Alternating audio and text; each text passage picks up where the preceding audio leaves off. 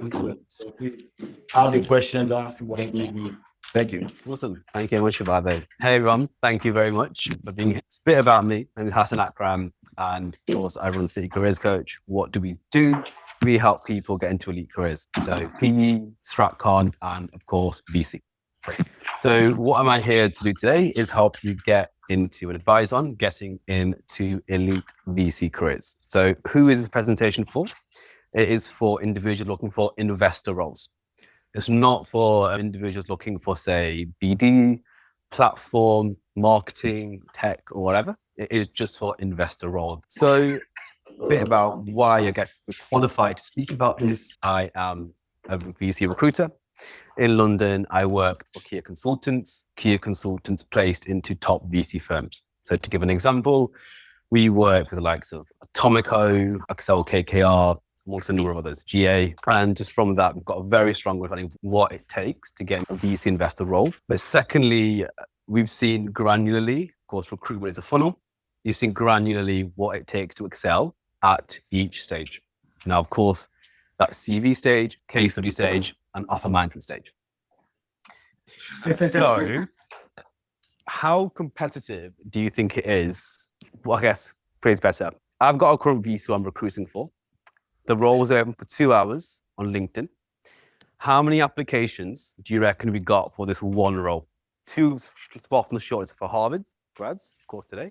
But how many people applied for that one role in 2 hours? I'll give one more answer, then we can see who gets the actual because it's so close. Yeah, sure. 1,100.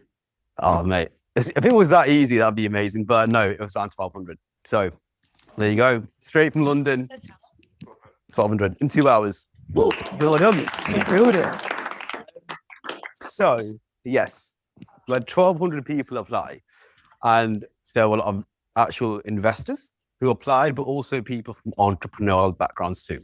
But the key takeaway is it is exceptionally hard, but it is very possible to get into VC. And that's what we're focusing on today and what we'll look to do hopefully shortly. So let's look at routes into VC. Now, with this presentation, there's multiple different routes in. What do you reckon clients have a soft bias towards in terms of recruitment? Is it MBB? Is it a product background? What do we think? On someone who already did VC before. Yeah, definitely. What else do we think? Not traditional background. The honest answer is someone who can generate great deals. Obviously, being in VC prior is fantastic because you literally know the ecosystem, you'll have great contacts in that pace, but non-traditional backgrounds are fantastic too. And this is what we'll talk about now. So IBD is very standard. For instance, there are numerous people from, say, Goldman Sachs' TMT team who we managed to place across. The only slight challenge of that people who are from IBD, the thing that they face is they may be perceived as being too bankery. What do you guys think that may mean from a recruitment perspective?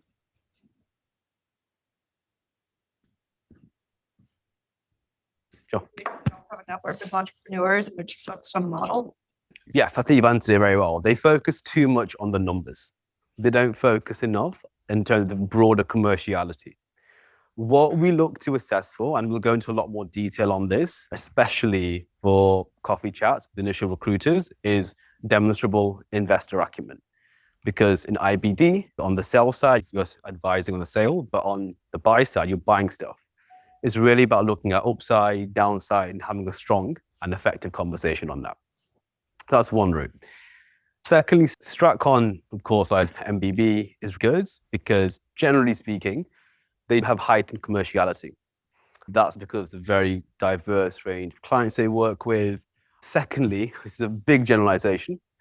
Because of the focus on interpersonal skills, they generally have stronger and more developed interpersonal skills. So if you were to send across someone to a client, they'd be pretty happy because they know there's someone here who's got strong interpersonal skills and is quite broad in commercial outlook. So then there's product.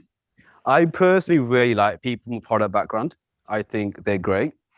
Why? Because ultimately, and I'm sure there's some investors here as well, what makes a great VC business is ultimately establishing product market fit. And probably who is the best equipped to achieve that? I would say a product manager. I think they're really good. And they also sometimes combine a technical skill set too. Then, of course, there's MBA. MBAs are great because, of course, they have a track record of professional experience. And the big advantage of an MBA network is, of course, you're at Harvard, you're at Yale, you're at LBS, you're at INSEAD. There's a very developed network you have, which you can bring across to, of course, a client.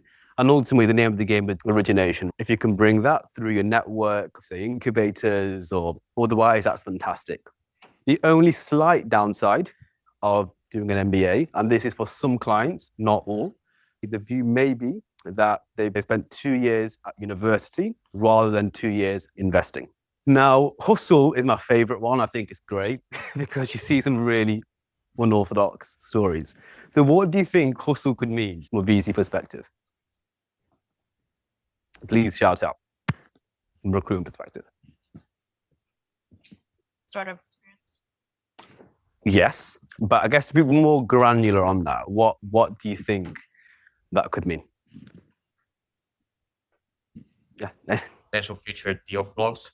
You get you like really good at connecting with startup funders, getting deep in the network community. Yeah, I think that's fantastic. I'll share a case study of someone who demonstrated hustle, and it's fantastic. So just to wanted to compare with VC, it's not like corporate law where you need an academic qualification. And it's not like PE, because PE, you need to have developed financial engineering skills, like modeling. VC, if you're doing early stage, I'm sure investors here will know, growth equity, yes, you may need to financial modeling, but early stage, you don't. So I'll share an example of hustle. There was a chap who actually helped get into VC, Shinaz Navaz. So he went to the London School of Economics. However, he went after to Deloitte, which is a good institution, but it's not McKinsey, Bain, where the brand can take you very far. He was cognizant of this. So what we did, we recognized that it's unorthodox. You'll probably struggle to get into VC because from a client shortlist perspective, everyone's got GPAs of 3.8, everyone's got a first-class degree for elite careers. It's a big controversial statement which is being recorded, but in my view, it's not. Because when I hire people, I've had people from the University of Oxford PhDs.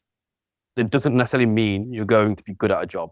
So what we did with him, and hustle, firstly, he started to, I'll touch upon this in the presentation later, write articles. It cost nothing to write articles on Medium. He was really interested in EdTech. So he wrote about EdTech trends. He wrote about 10, 12, which is good. He was developing a track record. But what he would also do, which is really cool, is we basically created a plan where he would have lots of coffees. It could be Femtech, EdTech, SaaS, just have conversations. What we recommended, have like, I think we had a spreadsheet of about 150 people.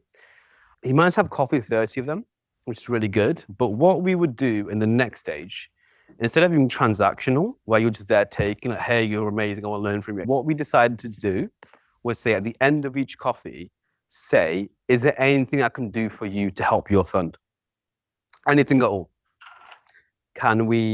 I could do paper copying, I could do DD, I could literally go out and just look to originate deals for you.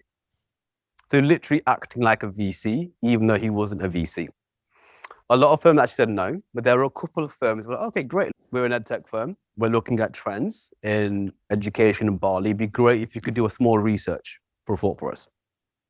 He did that really well. Then he was asked to do more work, did it well, more work, did really well.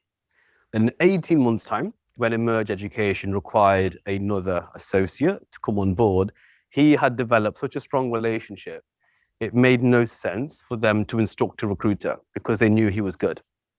But it was just very simple. DM people, use your network and hustle. It's hard, but it is possible. But that's a really great story. And Scout, I wasn't sure why Samantha's written Scout, but it should be outlier. I've heard of people be in sales getting to VC. Like, I'll be frank with you, if you're in a fund and if someone says to you, I'm going to ring 1,000 founders a week and I'm going to set up coffee chats with you. Likewise, recruitment. If you're a recruiter, said, look, I really enjoy speaking to people. I really enjoy speaking to founders. I will go out and speak to so many for you. It's possible. I've heard of real estate agents do it. But the key fundamental thing of VC, whether it's Harvard, Oxford, UCL, LSE, is origination. Deal flow is king. I think there's many different routes out there too. There's a long-term one, which is having a business, selling it on, and having loads of contacts through that and moving laterally. But these are the main ones. Do we have any questions here on this?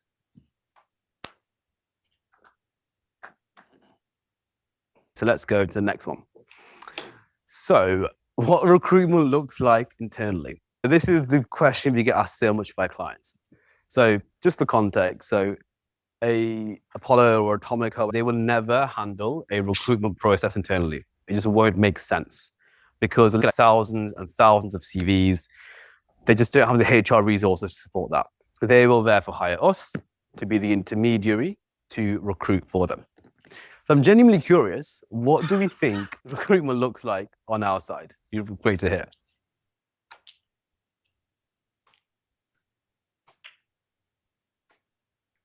Yeah, sure. I think you reach out to a ton of people on LinkedIn with typical profiles. Yeah. Reach out, you see who comes in the filter, you speak with them for 15, 30 minutes, and then you pass on the good ones to the firm. It's a great answer. You should probably join recruiting. That's a great answer. Anything else? Yeah, sometimes it just looks like a tweet.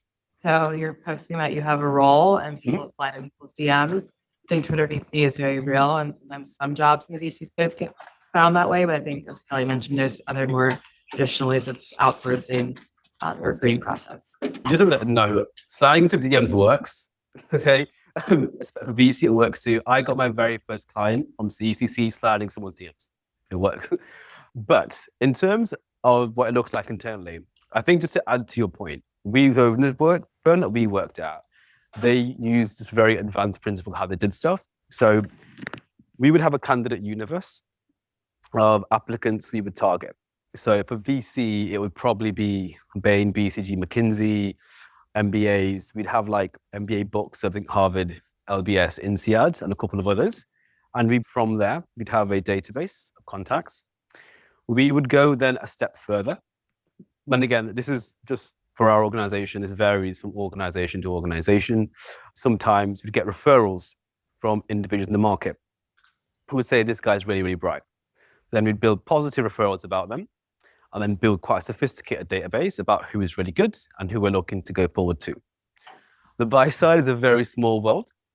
So you'd get people giving definitely positive referrals, but conversely, negative referrals definitely happen a lot. Because how it would typically work, to be frank, we would say, let's say we were recruiting someone from Goldman Sachs, is a third year at Goldman Sachs, say, hey, great catching up and having coffee. Is there anyone standing out so far from the analyst class in the year below?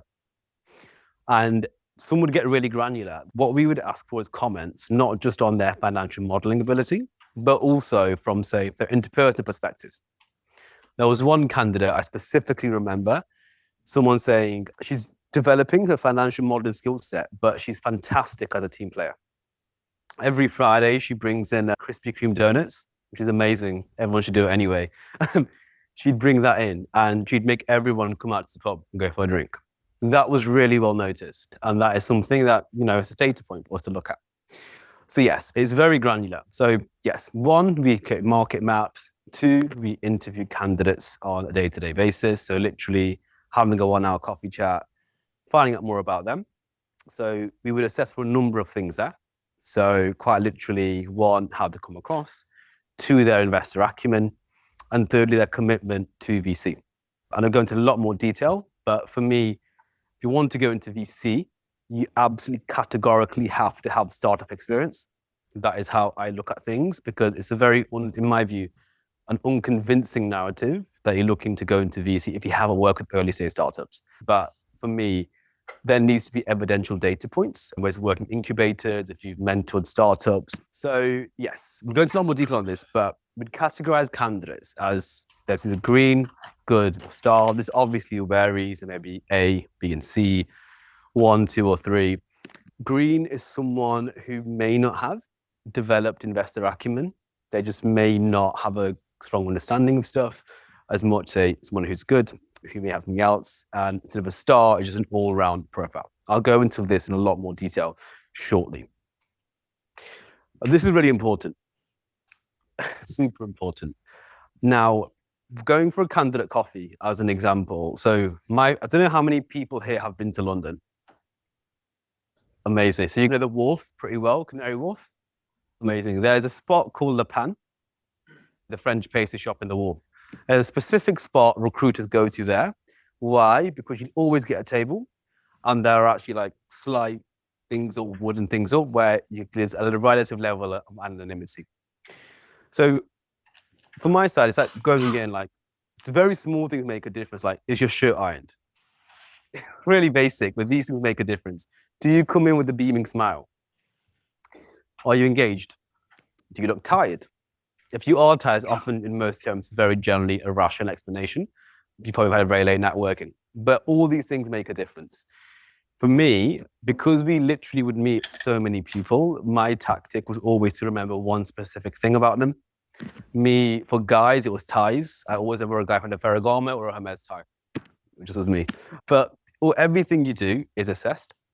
And in terms of the conversation at interview, what we did, we would literally write a profile on each and every individual to back and give data on every single point. So to give a live example, recruiting for Emerge Education right now for a VC role, we want to be able to give a thoroughly academic and consultative response to the client. For instance, the guy was now 27, 28, but he did international relations at St. Andrews. That's really interesting. Why IR? And then he mentioned, because coming from his background, he really wanted to look at things from a more sociological perspective and a philosophical perspective. That's really quite cool, because you can talk to a client and say, hey, yeah, obviously super bright, went to Barclays. I can't say too much more because I might get a non-limited way. But these data points make a difference. They add color to a candidate profile. But in short, we write profiles. What we tend to write profiles, interpersonal skills, technical skills, and give an overall view of the candidate. So to give an example, in a client shortlist, what we would do is give typically 5 candidates to the client. Some chose to do 7, but from our perspective, it's a bit of a choice paradox thing. When you have too many, it becomes challenging. So we typically have 5 candidates, and we would typically rank them in saying this is the best individual in the cohort for X, Y, Z reasons. But this person is an outlier, but we think they're strong. I'll give an example of this right now. With Emerge Education, we have shortlisted 4 candidates. I'm reserving 2 for HBS.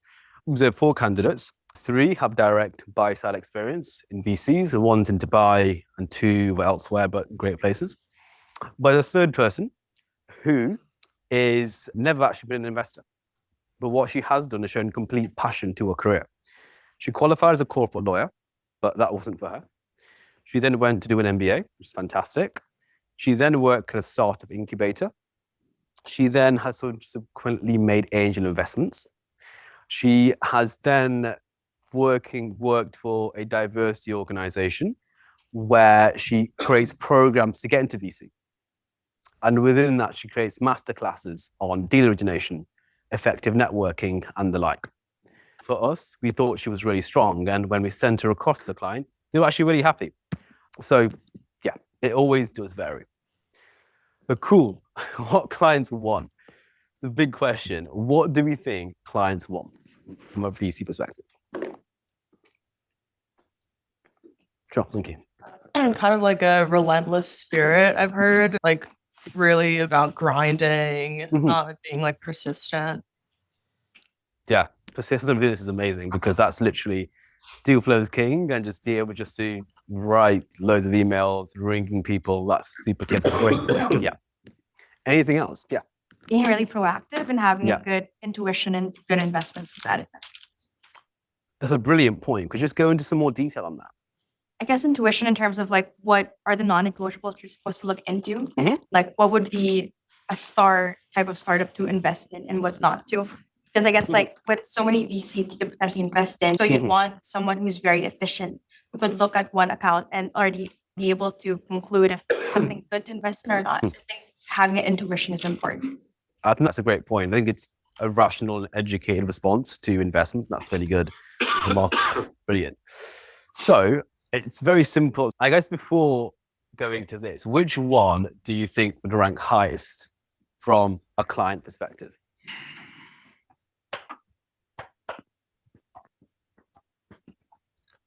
So yeah, why so? If the whole idea is to be able to like get people who can like source more deals in the future, and ideally you want to work with someone who has like partner potential, right? Yeah. Having partner potential means that you have the ability to generate more and more money for the fund. Mhm. And so if I'm hiring somebody, that's what I'm looking for in mind. Yeah, I definitely think that's a very vital point because fundamentally it's about longevity and having a pipeline of talent that can achieve and excel in each work stream for sure. What does everyone else think? Number 4, generate deal flow. Mostly the clients are the partners, so they are already able to raise a fund if you have a new partner. They're sure what they really need is to focus on the fundraising, while someone else can help them really bring in deal flow and help them gain that variety of funds and be able to pick and choose as an investor. Yeah, great response. Yeah. I think it also depends on the size of the fund. Like I imagine for teams that are less than 10, 6 would probably be the most important because you find that with smaller teams, you have to do more than just deal flow, but you also have to be able to collaborate. You have to be able to do things that you might not necessarily want to do. And so I think cultural fit may be really important if it's a smaller fund. I'll talk about this in a moment, not more deep checking my camera, but cultural fit is absolutely critical for all funds because fundamentally the team are just so small. There's an informal rule that they just don't hire a bad apple and they just won't do that. If I hallucinated. Yeah, sure. I'll just say cultural fit. That's just my hands. Yeah, I was going to say cultural fit, but that's hard to judge. But then practically, I would say can pitch and work with founders. I think the first part can pitch. If you can pitch well, it shows that you have good intuition about investing, like you said, which will be super important. And work with founders. I think that also is people want to be able to bring people on board that they can work with, and that's something that makes people like really want to bring you on board to the team. Yeah, that's a great point. I'm trying to get hallucinated. So, yes, I think all points are really valid. The soft part, again, is subjective. Recruitment is fundamentally an art. It's not a science. Clients want different things. People may challenge what I say in this presentation as well. I'm very comfortable with that. It's different for different things. So, I'd say number 1 is of absolute importance. It's being structured and clear as a thinker. Battery. That's absolutely critical because what they want to see is someone who has an understanding and can communicate very clearly. In VC works with very strong professionals. They want someone who can articulate themselves well to them, the GPs, the LPs, and the founders. That's really key. There's one takeaway I'd give to any of my clients to work with: just be a structured thinker. Structure just shows intelligence. It shows logic. I think this is also why MBB tend to do quite well in recruitment processes, because that is drilled into them, that structure and clarity of thought. And that's really important. Yeah, I'd 100% agree with, because it's a great point. Like, it's about longevity of the fund. It's about seeing if you've got the networking potential and if you can see how you work quite well. Pitching and working with founders is, again, important. This also comes, I guess, to dig down more specifically just interpersonal skills. And just having the ability to work well and being able to say, hey, I met this individual at X. He's fantastic for 3 reasons. 1, he went to Stanford. 2, he's actually raising right now. He's developed a proprietary product. And 3, he's somewhat close to having product market fit. Is it worth having a coffee? If you give an introduction like that, I think it's useful because even if they don't look to make an investment, it's just someone that you've had. It's a reasonable assumption to make. This person may go into something pretty strong, or 2, they may have a co-network of individuals which you can make introductions to further. So that's really important. Again, generating deal flow is just king. Let's be honest. Yeah. If you said that you just literally hammer the phones and you will show creative ways of generating deal flow, that would be great. So just a question, what inventive ways could one look to generate deal flow whilst I change my camera? And be as creative as you want. I've heard some fantastic explanations. Yeah. Advise startups. That's a fantastic one. Yeah, completely agree. You get on the cap table. They like your advice. Yeah, I definitely agree with that. What else? Yeah. We go where founders meet. So startup accelerators, like meetup, also talking to people, like there's students here talking to people who are looking to raise in the future. Awesome. Yep. Yep. Sorry. I'm sorry. Yeah. Sorry. Yeah. I was gonna say read Reddit. That's a fantastic one. That's literally what I was going to say. Reddit is fantastic. So right now, one of the person in process, he literally said a very creative way. What he would do is go on, subreddits where programmers would hang out and coders would hang out, and they would discuss really interesting things. So yeah, definitely generating deal flow is absolute king, and showing creativity in that is really important. Startup experience, I'd say for me, I think it's difficult to say that you're interested in VC if you just don't have startup experience. For me, it's an absolute must to have that. So it doesn't also have to be uber sexy. People think you need to be the next Peter Thiel. You don't. It could just be very simple. To give an example, there was one guy, he was interviewing for KKR, but I think it's very relevant because I think he's a very VC placeable candidate. He was from one of the top universities in Amsterdam.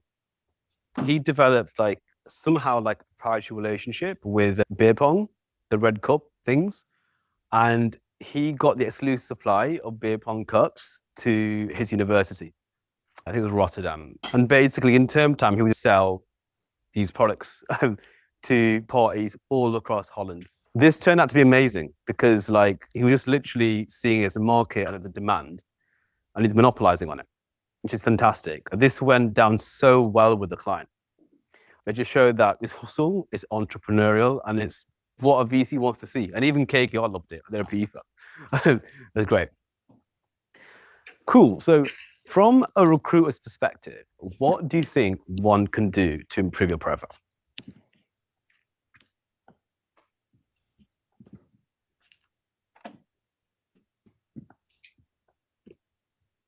Please shout out, please. Yeah. Please let me know what you guys think. Yeah. First, you mentioned there's writing articles on the blog, having a social presence, urban award that you're mentioning, doing DD for startups. Yeah, definitely. Yeah. I think if you have startup experience, showing the depth of the results Yeah. you've gotten. Definitely. If you didn't do startup experience, maybe the breadth of different industries you've worked with, because that could show how adept you are in looking into different industries, potential startups as well. Yeah, that's a great point. We prefer people going a mile deep than a mile wide.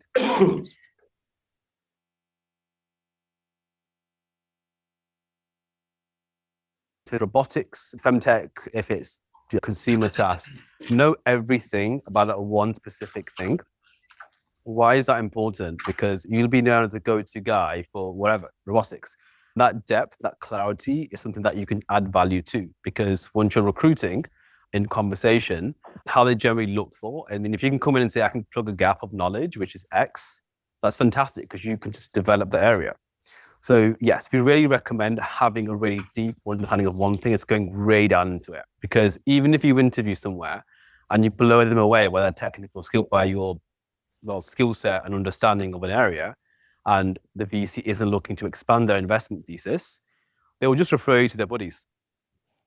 If you're known as the guy who knows everything about X, or the girl about X, who writes about articles, who involved in startups, who mentor startups in that area, people will refer you, and the world is small. And if you have a strong track record and you're kind of passionate about something, good things happen.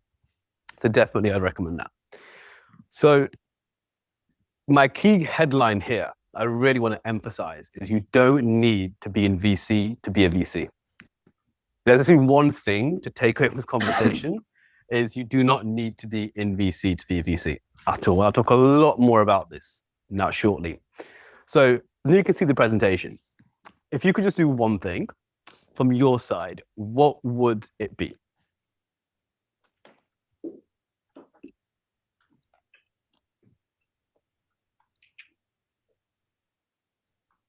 It could be nothing as well. You could just vibe. It's all good. Yeah. I think it'll be for me meeting and interviewing founders. I've heard that your .edu is pretty far from a VC and founder perspective, and I really want to talk that I would have as much exposure to doing that, so I can also then generate deal flow from that. Yeah. That's really, really good. That's really important. It shows us proactivity and strength. So, one, setting up networking events. This is amazing because literally you'll be known as a fulcrum of social activity. I just feel as a cool person, bringing people together. That is absolutely invaluable because you'll be seen as a sociable person. People come there and you can start having invite-only networking events. You could bring in a great founder. You could bring in a great VC.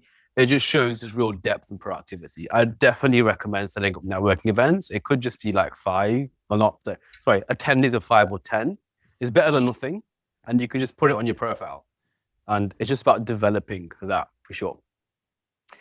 Meeting and interviewing founders is also really, really key because at the end of the day, founders want VC investments, right? If you're in a position where you're able to speak with so many founders and have conversations with them, it just builds your own profile. And they may even come to you and say, hey, I'm looking to raise capital. Can you put me in touch with someone? So that's key. Raising founders. Founders want to get VC capital. That's really important too. Building market maps. So do we have an idea of what this is?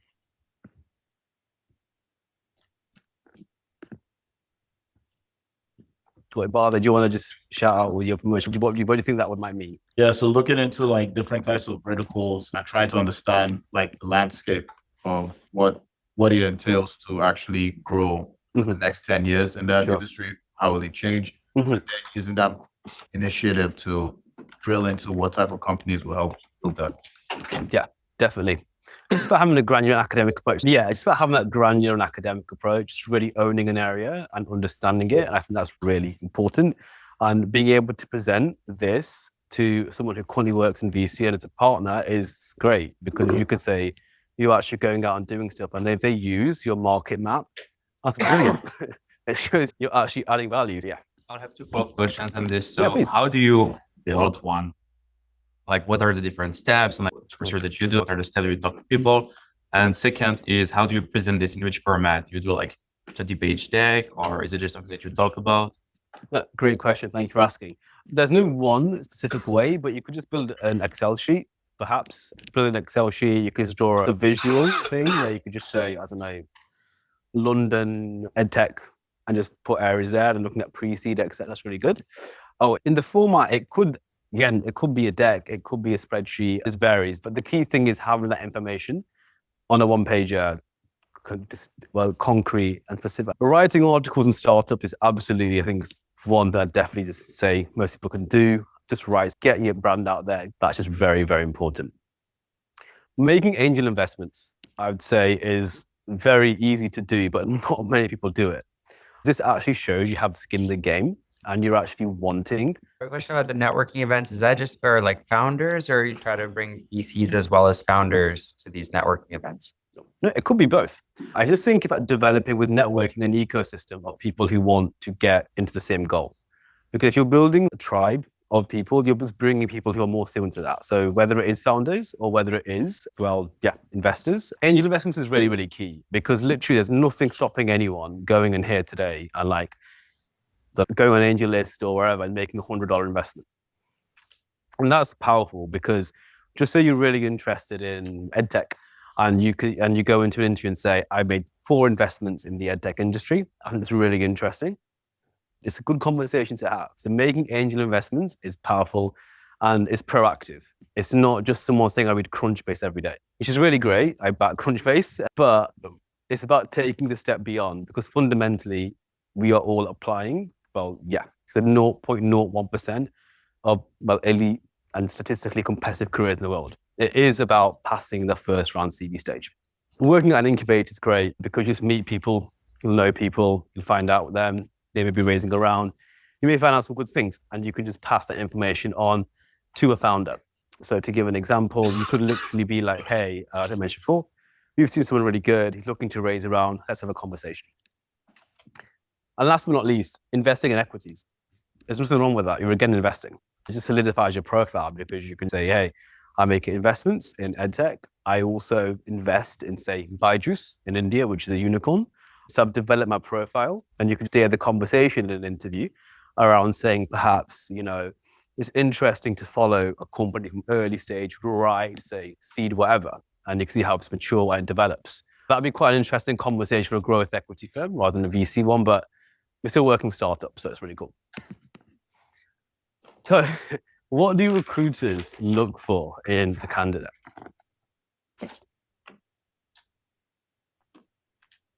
Yeah. Charisma. Definitely. So with VC, it's especially important to be charismatic, engaging, and sparky. Sparky is a word that we would use. It's just that someone who brings energy and dynamism. It's absolutely critical to have this. Recruiting is very clear if someone was a VC candidate or a P candidate within 5 minutes. It's very clear. A guy from Apollo or a girl from Apollo is clearly very different to someone who works at Atomico.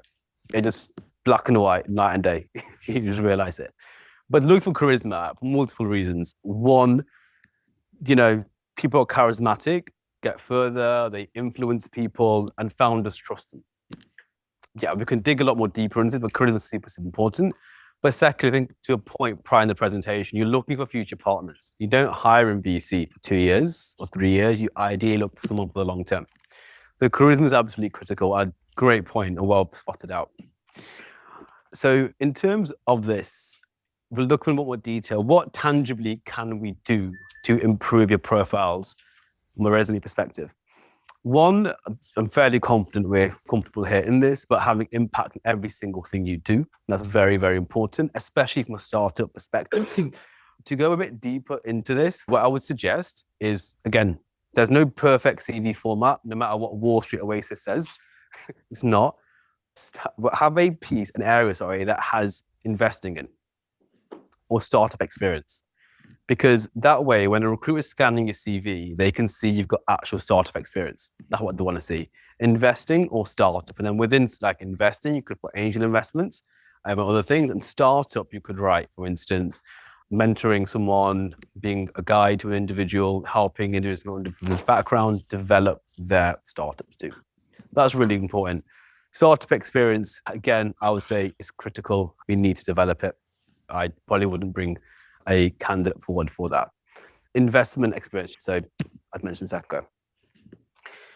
Meetings. So coffee meetings in the Wharf. Yes. Energy and charisma was there in the third one there.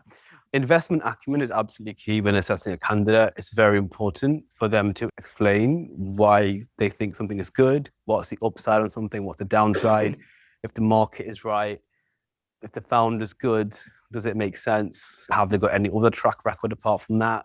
What are the projects there? That's really important. Investment acumen is critical because you're investing. It's really important. Being thoughtful and considered is very important. And just being able to have that gravitas and really absorbing and not just speaking really quickly is a very small point, but they want someone who's thoughtful and considered because fundamentally as a VC investor, you're an advisor to founders. So founders may ring you about lots of different things. They may ring you if they broke up with their girlfriend. Genuinely has happened, their car's crashed. But also they could genuinely ring you about other things such as strategic advice. So being thoughtful and considered is very, very important. Energy and charisma covered. And fourthly, a very, very clear why VC story. It needs to be very clear and obvious why VC. So we suggest like a 3-part narrative of like interest in VC started, interest in VC developed, and interest in VC was confirmed. Having a 3-part structure in our perspective works. So just now I'm going to show this out there. What do we think an effective why VC story could be?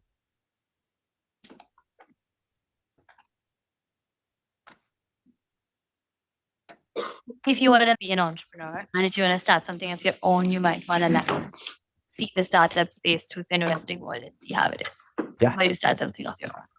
Yeah, fantastic. I think, it's very much the company building part and supporting people building exceptional companies that fundamentally change the world, right?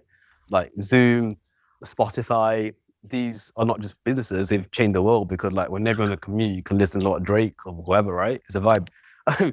But yeah, that's really important. And yes, you definitely get the bar of chocolate for the enthusiasm for this.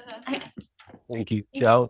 No worries. Anybody else? Anybody else with the YV? I would probably try to make it quite like value-based and the desire of being impactful. Depends what sort of VC fund we're talking about, but what are the value? But about like changing a specific industry, might it be healthcare, might it be a tech or whatever it is. I think the concept of value driven is very important. That's a great point because it is fundamentally about adding value. Definitely, startup founders. It could be you're a former entrepreneurial startup person and you want more leverage, you want more exposure to certain sectors and wider reach. Yeah, definitely. And also, where are you from in England? It's the first British accent in 4 days. Love it. Yeah, clear why VC story. And lastly, beer buddy test. This is a very important test. Would you go out with a drink with this person? This definitely exists in evaluating candidates. Absolutely, no doubt. Because like you want to be able to, obviously, you deal with some very intelligent, exceptional people, but sometimes you're working late nights. Are you going to be able to enjoy your time with them? Do you do interesting things? It could be whatever you do, right? But passing that test is very important. In terms of profiles, more specifically, authentic, being yourself, having a range of interests is very important. Why? Because founders have a very diverse range of interests. If you love manga, back yourself and love manga. If you like soccer, say you love football, but soccer, say it. Sorry. If you love, like cricket, like IPL, say it. Because founders like these things. You can have a conversation, and this builds rapport. And this is very, very important. Some people, I really advise against it, decide to tone themselves down. Like, if you like Metallica, back yourself, like Metallica. Because some guys code really well to Metallica. That could be a conversation. So we definitely recommend being authentic. Being personable attaches to charisma, for sure. I think it's really important because you need to be someone that's an advisor and people trust. Clean social media. Now, this is a mega, super important point. I cannot emphasize this point enough. I will give a case study now on clean social media. There was a chap who was interviewing a top fund, like really great fund. He was really good, to be fair, great acumen, really smart, polished and really good. And he got to the final stages where it was literally like coffee chat or just drinks round. They decided to audit a DD on him, on his Instagram. I wish I was making this up. I'm genuinely not. One, he put his Instagram on public, which is fine. But he was literally talking about models and bottles. And that was it. Very inappropriate Instagram captions, putting like 5 Rolexes on his wrists. I don't know why I need 5. There was loads, like talking about being Cron and how this restaurant, which is obviously fine, but it was just the expression of it. But very questionable things. He was about to get the offer. He got a verbal offer, but they withdrew the formal offer because quite literally they were like, we cannot present this to our investors. No matter what your network is, no matter what your net value is. He was like some guy, don't know, he has some amazing background, but clean social media is important. Please focus on this. I really can't emphasize enough. Some people are almost there with the offer, but don't get it because they say something. VC recruitment is definitely an art. It's not a science. It's not, black and white. It's competitive. They are the best of the best in the world who are applying. Everyone's exceptional. There's human bias involved. With the recruitment process, again, varies from organization to organization, but generally speaking, fit interview, looking to find out more about the person, assessing skills, etc. Partner interview, depends again, this can be switched up, of course. Case study, looking at your commercial acumen, presentation, and drinks as well. So candidate ranking. So this is basically super important. So star candidates is someone who will definitely get into VC. Now, a star means different things in different places. A star for some organizations, they mean someone directly placeable. For others, it just means someone who's exceptional. But it's generally someone, so I'll give a star example. There was a guy who, from Australia, he got the world's best university there. He got a first, he then swam for the Olympics, got a bronze, and then after that he came to Cambridge. He got a first in law from Homerton College. Then he ran an incubator and he like raised funding all around. It was ridiculous. Good. So he's that example. But good candidates, again, probably very similar, but not as developed investor acumen. Thirdly, average, just haven't really done the homework. They just think the recruitment process is not serious, which is definitely had them to detriment. And for green is people who's not developed, I'd say, from that perspective. So in terms of interview, how you can excel, being really structured, very important. We're using the STAR model. We've adapted this to the STAR 3 model. So basically situation, task, action. Number one. So I would say the biggest stage is actually getting to interview. Actually passing interview. I'd say getting past the recruiter is the biggest hurdle.